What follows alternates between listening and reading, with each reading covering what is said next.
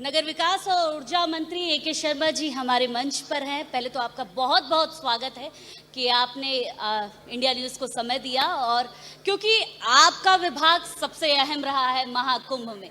अगर बात करें बिजली विभाग की, तो तारों का शहर बसा दिया बिजली विभाग ने। अगर बात करें स्वच्छता की, तो विश्व रिकॉर्ड बन गया स्वच्छता पर।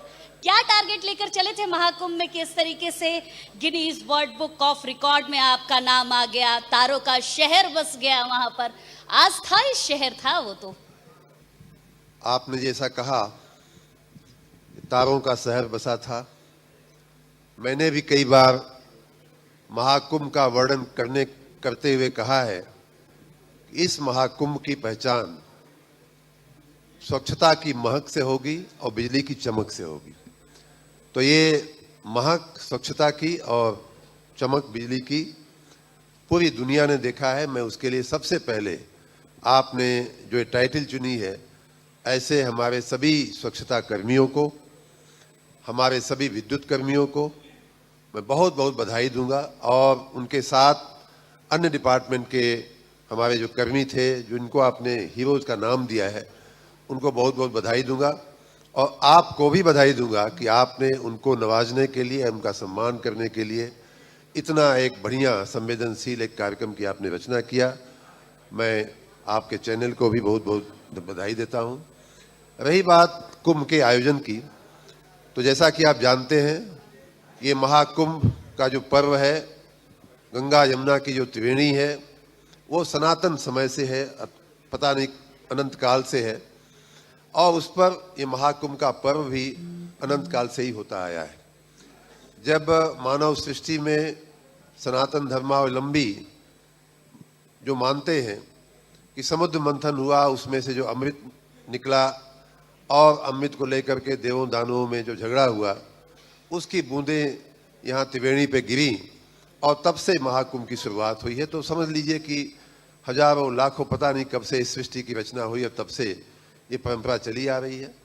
लेकिन इस बार का महाकुंभ, और हर बार हम तो वहीं के विद्यार्थी रहे हैं प्रयाग विश्वविद्यालय के, तो वहाँ का अनुभव मुझे रहा है। कई बार हमने अर्धकुंभ महाकुंभ का दर्शन भी किया है, नहाने जाने का अवसर भी मिला है। लेकिन इस बार के महाकुंभ को, जहाँ तक जो आपने सवाल पूछा, वो ये, उसका जवाब ये है कि इस बार के महाकुंभ को हमने इस नज़रिए से देखा कि ये महाकुंभ विकसित भारत में हो रहा है, ये महाकुंभ डिजिटल इंडिया में हो रहा है, ये महाकुंभ ऐसे एक देश में हो रहा है जो दुनिया की 5वीं अर्थव्यवस्था बन चुका है, ऐसे एक देश में हो रहा है जो दुनिया की सबसे तेज गति से विकसित होने वाली अर्थव्यवस्था है, ऐसे देश में हो रहा है कि जहां का मानव बल, जहां का ह्यूमन रिसोर्स पूरी दुनिया में अपने सॉफ्ट पावर के लिए, अपने आईटी टैलेंट के लिए जाना जाता है।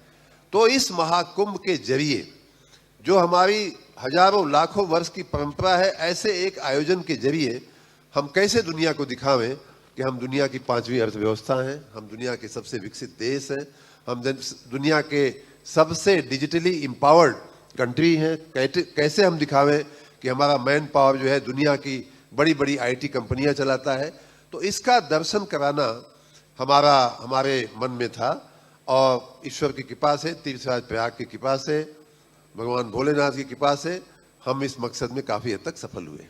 जब महाकुंभ की सबसे पहली बात मुख्यमंत्री जी की तरफ से कही होगी, क्योंकि आप ही उसके एग्जीक्यूशन के मेन जिम्मेदार थे, ऊर्जा मंत्री के साथ साथ नगर विकास का जिम्मा आपके कंधों पर था, जिसका सबसे इंपॉर्टेंट रोल था इस महाकुंभ में। जब मुख्यमंत्री जी ने कहा होगा कि शर्मा जी कुंभ कराना है और अच्छा कराना है, तब आपके जहन में सबसे पहली बात क्या कौंधी थी कि क्या मुझे सबसे पहले वहां पर करना है? मैं वहां प्रयाग से लगभग 50 साल से परिचित हूं। 1980 में हम वहाँ विद्यार्थी के रूप में गए थे प्रयाग विश्वविद्यालय में ग्रेजुएशन करने, और तब से लेकर के वहीं पढ़ाई किया, एमए किया, वहाँ पढ़ाया भी हमने प्रयाग विश्वविद्यालय में, और तब से लेकर आईएएस बनने के बाद भी हर साल लगभग मेरा प्रयाग आना जाना होता रहा है जी। और विद्यार्थी जीवन में भी, और उसके बाद भी कई अर्धकुंभ और महाकुंभ के आयोजनों से मैं स्वयं परिचित रहा हूँ, मैं स्वयं गया भी हूँ। उदाहरण के रूप में लेटेस्ट अगर मैं बात करूँ, तो विद्यार्थी जीवन में अपने घर से आए हुए रिश्तेदारों को लेकर के स्नान कराने हम जाते थे, माघ मेलों में भी जाते थे। बाद में 2013 और 19 दोनों कुंभ के आयोजनों में मैं स्वयं अपने परिवार के साथ स्नान करने गया था। तो मेरा एक पहला जो इम्प्रेशन था जी, और नगर विकास मंत्री बनने के बाद जब ये जिम्मेदारी हमारे सामने आई, माननीय मुख्यमंत्री जी के निर्देश और पूरी सरकार का ये था कि भव्य और दिव्य होना चाहिए।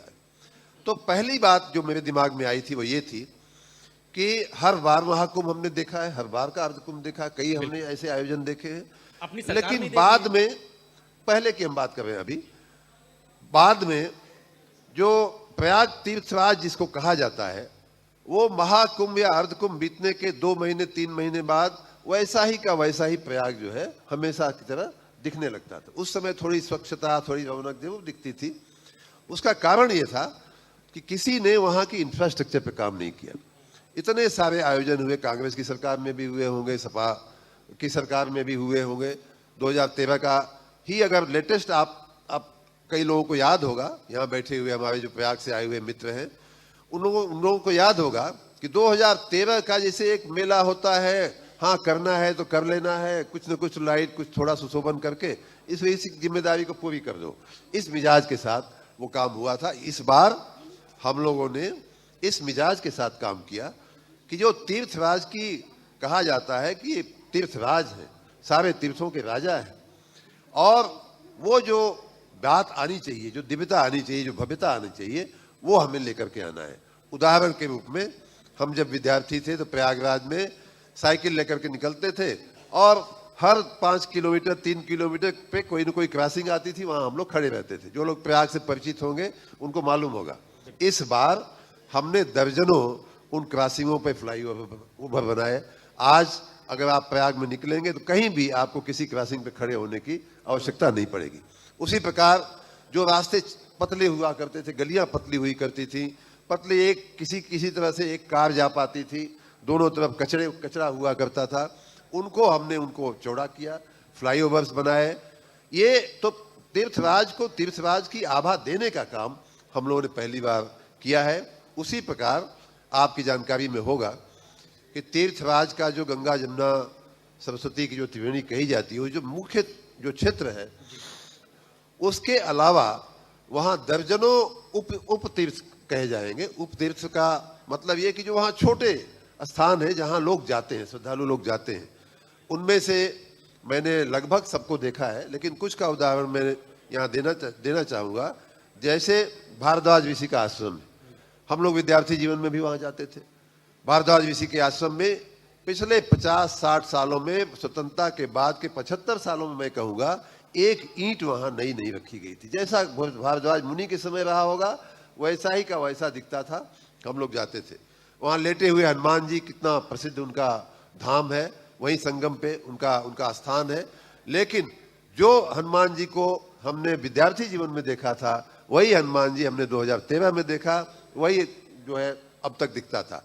इस बार चाहे अक्षय वट का कॉरिडोर हो, चाहे लेटे हुए हनुमान जी की जगह हो, चाहे श्रृंगबेरपुर हो, माननीय निषाद जी के जो भगवान है श्रृंगबेरपुर, सोचिए कितना बड़ा पौराणिक धाम है जहां भगवान राम का स्वागत और सम्मान निषाद राज ने किया था, और मैं तो वहां जा चुका हूं। कितनी बड़ी महिमा है उस धाम की, लेकिन किसी ने एक ईंट वहां नहीं रखी। तो ये सारे ऐसे दर्जनों, बेणी माधव भगवान का है, नागवासुकी भगवान का मंदिर है, ऐसे दर्जनों वहां उप तीर्थ हैं जिनको 75 साल में स्वतंत्रता के बाद किसी भी सरकार ने वहां एक ईंट रखने का काम नहीं किया था।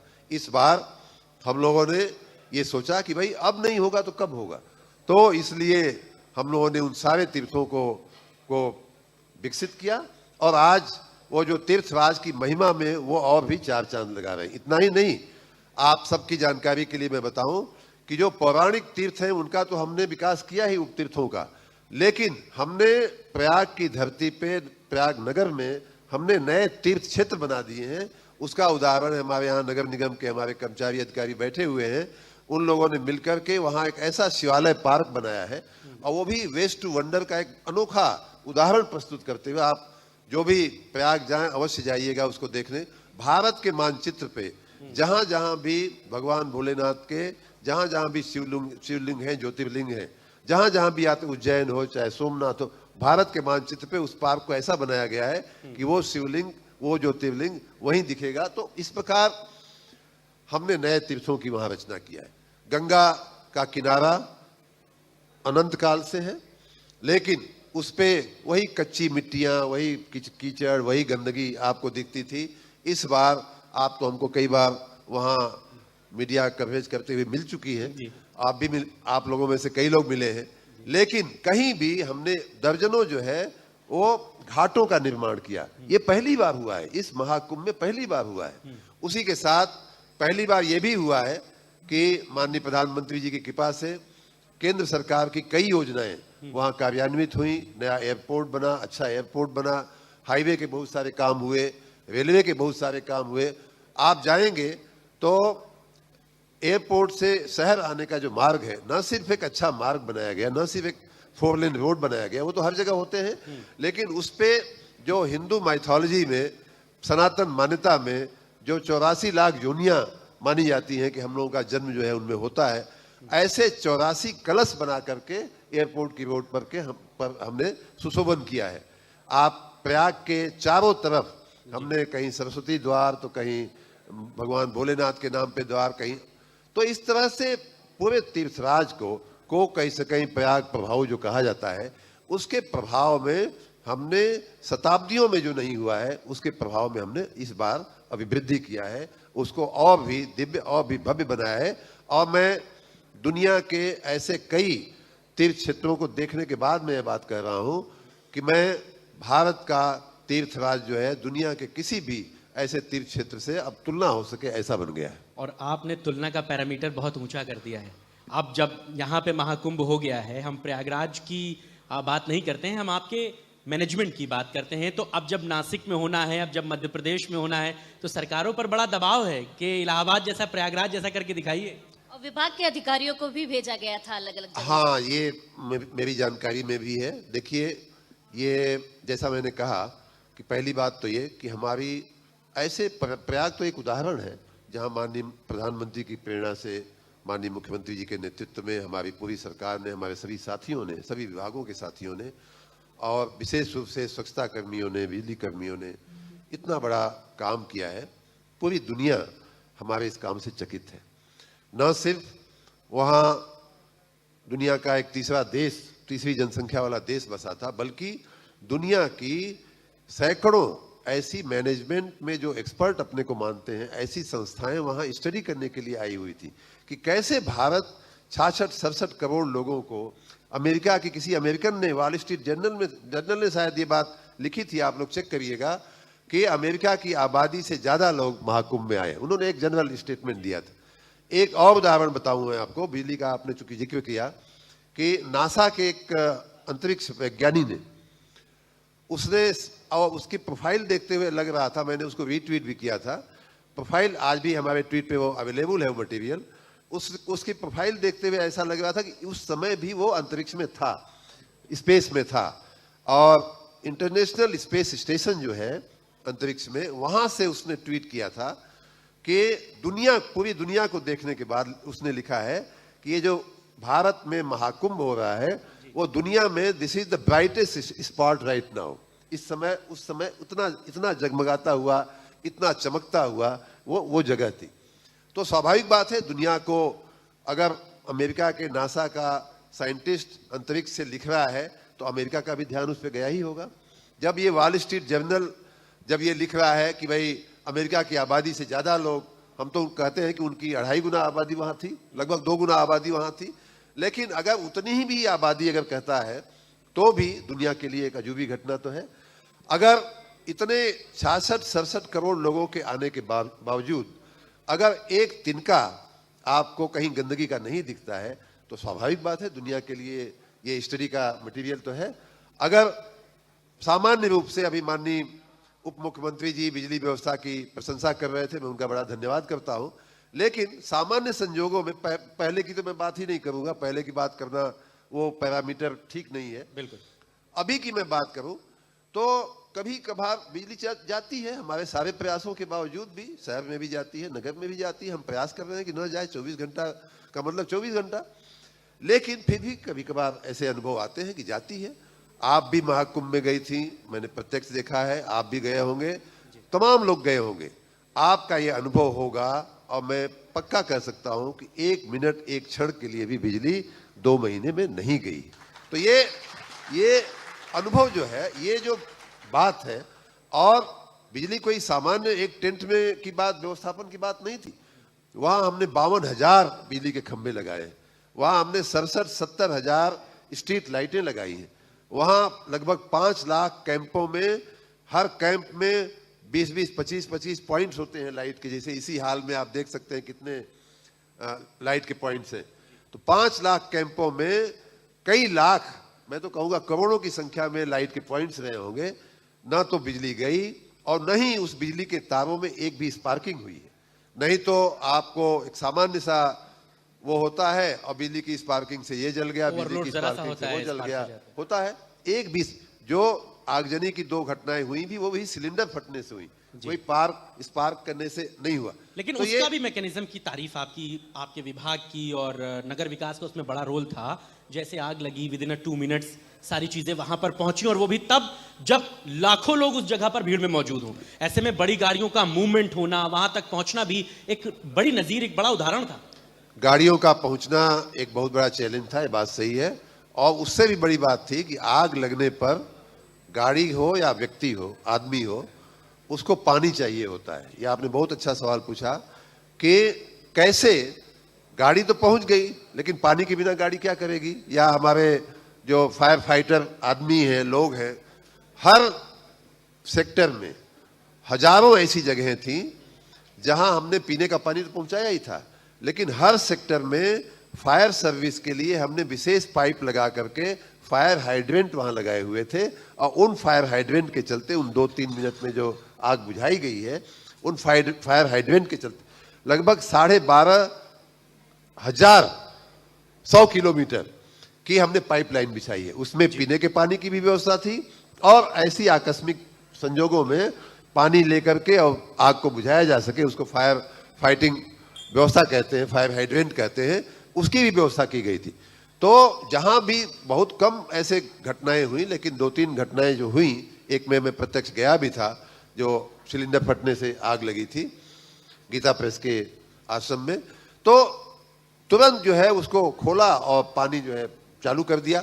इस तरह की व्यवस्थाएं करके इस महाकुंभ को मैनेजमेंट की दृष्टि से, चाहे वो एक काल पे गाड़ियों का चल पड़ना, एक काल पे रास्ते उनके लिए रिजर्व करके, उनके लिए साफ करा के वन वे कर देना या ट्रैफिकेबल बना देना, और तुरंत ही पानी का वहाँ अवेलेबिलिटी हो जाना, पानी की व्यवस्था हो जाना, ये सारी बातें दिखाती हैं कि इस बार का महाकुंभ मैनेजमेंट की दृष्टि से, अब हमेशा के महाकुंभ से तो विलक्षण रहा ही है, लेकिन दुनिया के किसी भी ऐसे आयोजन के, किसी भी ऐसे मौके के मैनेजमेंट से हमारा मैनेजमेंट जो है सर्वोत्कृष्ट रहा है।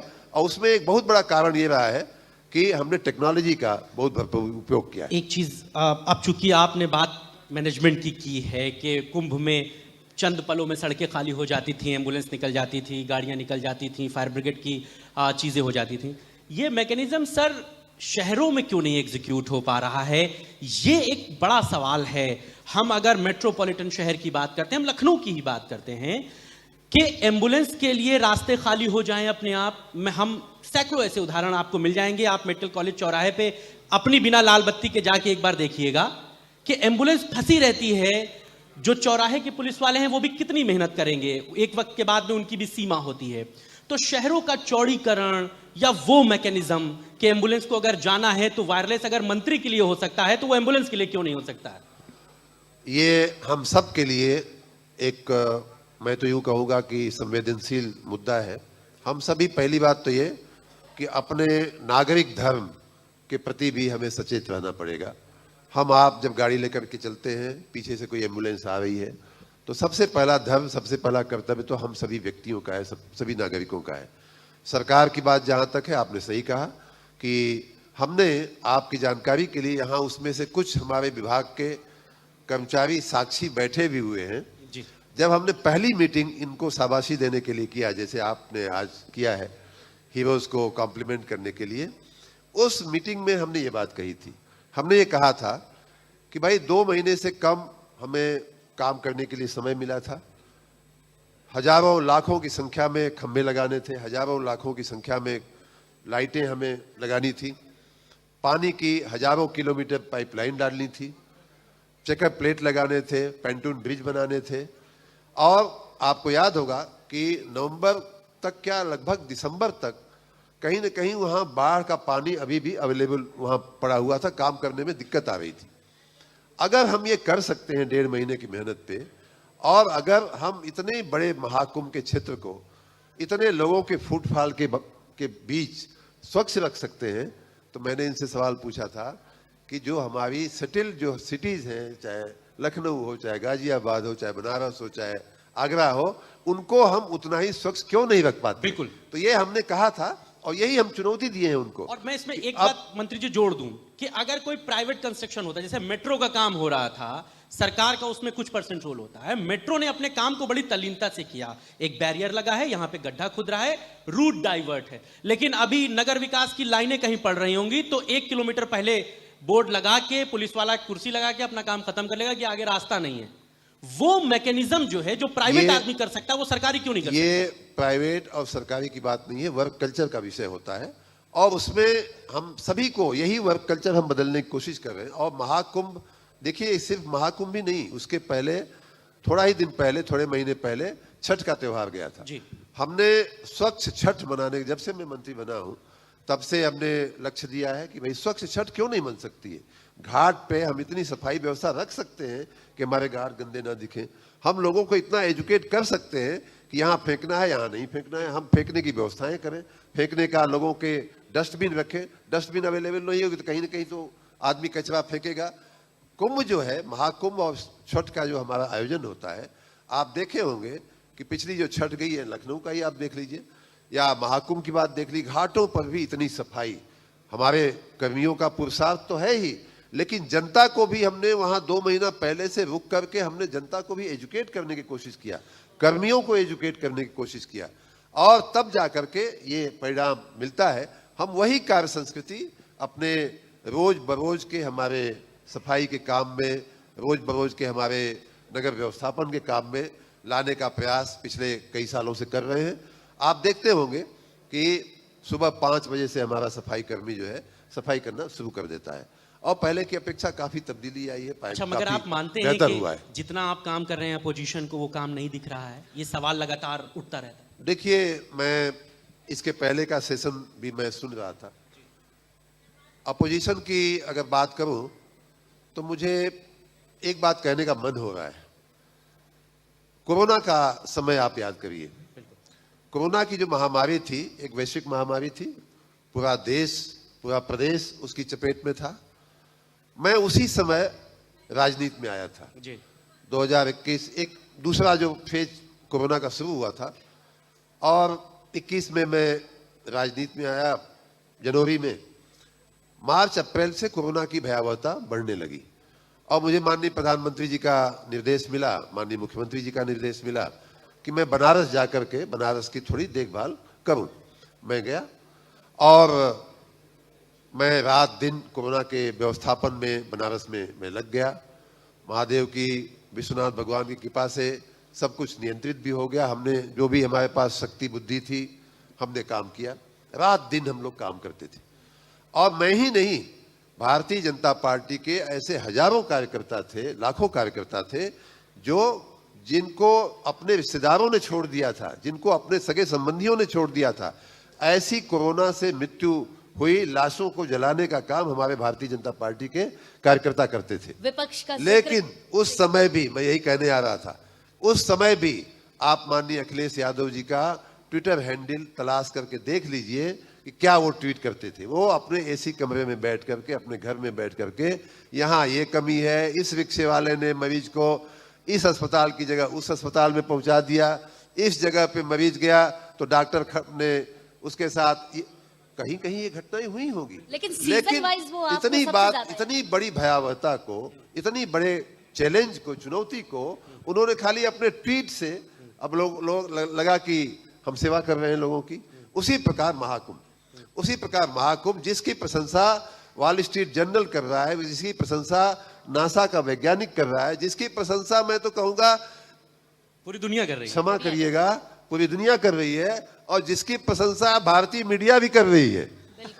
तो ऐसे महाकुंभ के आयोजन को अगर हमारे विपक्षी कहते हैं कि नहीं, यहाँ ये भाई 66 करोड़ लोग हैं वहां। अच्छा, मुझे 67 करोड़ संक्षेप में, हम लोग चूंकि तो एंडिंग उनको ये सेशन की बात तरफ दिखाई नहीं दे रही, आपको दिखाई देगी, उनको दिखाई नहीं दे। अब मैं तो कहूंगा कि हमारी तरफ उनको भी बुला के पूछिए कि भाई कौन सा चश्मा आप लगाए हुए थे, गर्मी भी जहां आ रही है, आपको याद महाकुंभ करेंगे। में आपको स्वच्छता नहीं दिखाई दी।